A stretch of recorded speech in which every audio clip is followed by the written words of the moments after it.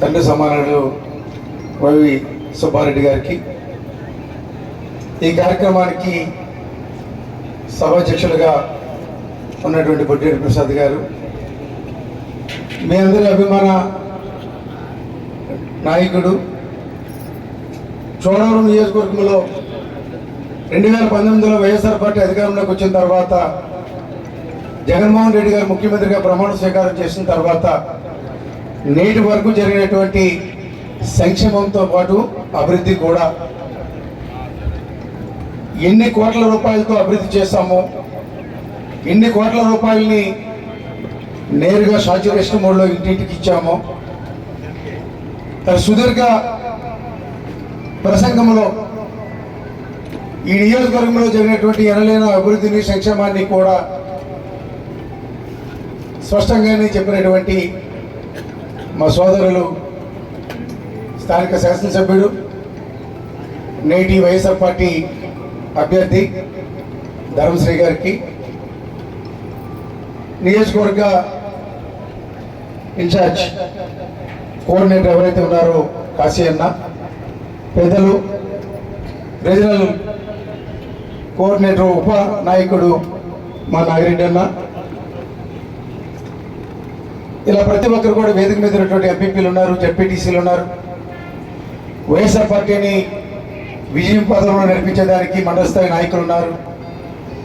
ముఖ్యంగా ఈ కార్యక్రమంలో పాల్గొన్నటువంటి వివిధ పార్టీ క్యాడర్లో ఉన్నటువంటి పెద్దలు, సర్పంచులు, ఎంపీటీసీలు, ఎంపీపీలు, ఇలా ప్రతి ఒక్కరు కూడా పేరు పేరున పాత్రికేయ సోదరులు కూడా నా హృదయపూర్వక నమస్కారాలు తెలియజేస్తూ ఉన్నా.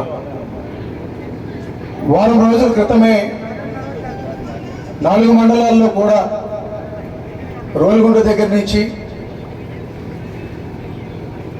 రావుగౌతం, బుజ్జిపేట, చోడవరం 4 మండలాల్లో కూడా ఒక ప్రత్యేక సమావేశాలని ఏర్పాటు చేసుకొని ఒక ఆత్మీయ సమావేశంలో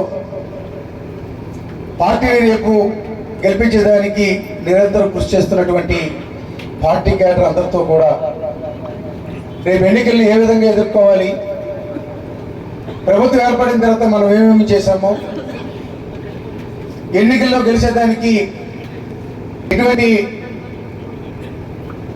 ప్రయత్నాలు మనం చేసేదానికి ఆ సలహాలు, సూచనలు అవన్నీ కూడా పెద్దల సుబ్బారెడ్డి గారు లేరు కానీ జిల్లా పార్టీ ప్రెసిడెంట్ను అందరూ కూడా మనందరూ కూడా కూర్చొని మాట్లాడుకోవడం జరిగింది. 4 మండలాలకు కూడా ఈరోజు పెద్దల సుబ్బారెడ్డి గారు ఒక విస్తృత స్థాయి సమావేశాన్ని ఏర్పాటు చేయండి. రేపు జరిగేటువంటి ఎన్నికల్లో చోడవరం నియోజకవర్గ అభ్యర్థిగా ధర్మశ్రీ గారిని, పార్లమెంట్ అభ్యర్థిగా నన్ను గెలిపించేదానికి ముఖ్య నాయకులందరితో కూడా నేను కూడా మాట్లాడుతాను. పార్టీ గెలిచేదానికి కావాల్సినటువంటి కొన్ని సూచనలు కూడా చేస్తానని చెప్పి ఈరోజు ధర్మశ్రీ గారిని ఇక్కడ కార్యక్రమాన్ని ఏర్పాటు చేయించడం జరిగింది. ఎంపీ ఎలక్షన్ చేశారు, సర్పంచ్ చేశారు, ఎంపీటీసీలు, జెడ్పీటీసీ ఎలక్షన్లు అన్నీ కూడా చేశారు. అందరికీ కూడా అపారమైనటువంటి అనుభవం కూడా ఉంది. కానీ ఎన్నికల్లో తీసుకోవాల్సినటువంటి జాగ్రత్తల్ని తప్పనిసరిగా మనందరూ కూడా తీసుకోవాల్సినటువంటి ఒక గురుతరమైనటువంటి బాధ్యత మనందరి మీద కూడా ఉంది. రాష్ట్రంలో వైఎస్ఆర్ పార్టీ ప్రభుత్వం ఏర్పడిన తర్వాత మనందరి ముఖ్యమంత్రి బడుగు బలహీన వర్గాలకి అనేక సంక్షేమ కార్యక్రమాలని సాచురేషన్ మోడ్లో అందించినటువంటి విధానాన్ని మనం ఇప్పటికే గడప గడపకి వెళ్ళి అందించినటువంటి ప్రతి సంక్షేమ కార్యక్రమాన్ని కూడా ఆ అక్కచెల్లెమ్మతో మాట్లాడి వాళ్ళ చేతుల్లో వస్తువులు తీసుకొని ఎన్ని లక్షల రూపాయలు అక్కచెల్లెమ్మ ఖాతాల్లోకి వచ్చాయని చెప్పినప్పుడు వారు పొందినటువంటి ఆనందాన్ని కూడా మనం చూసాం.